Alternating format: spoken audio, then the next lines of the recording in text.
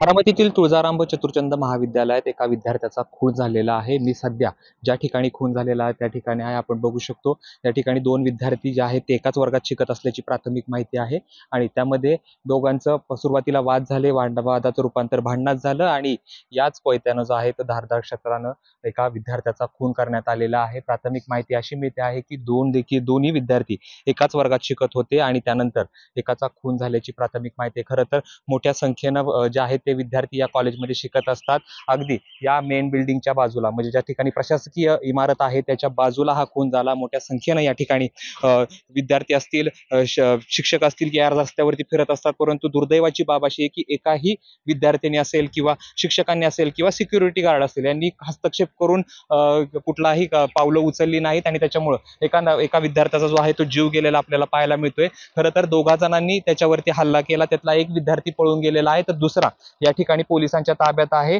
आणि बारामती एकंदरीत या घटनेने हादरली आहे. पुढचा पोलीस जो आहे तो तपास जो आहे तो पोलीस करताना आपल्याला पाहायला मिळतात आहे. खरं तर बारामतीच्या दृष्टीने अतिशय चिंतेची बाब. राज्यातीलच कायदा आणि सुव्यवस्थेचा प्रश्न कुठपर्यंत गेलेला आहे, विद्यार्थ्यांच्या मानसिकतेवर काय परिणाम झालेला आहे याचा विचार आता तरी गांभीर्यानं व्हायला पाहिजे. कॅमेरा पर्सन धीरज सह जयदीप भगत, एबीपी माझा, बारामती. एबीपी माझा, उघडा डोळे बघा नीट.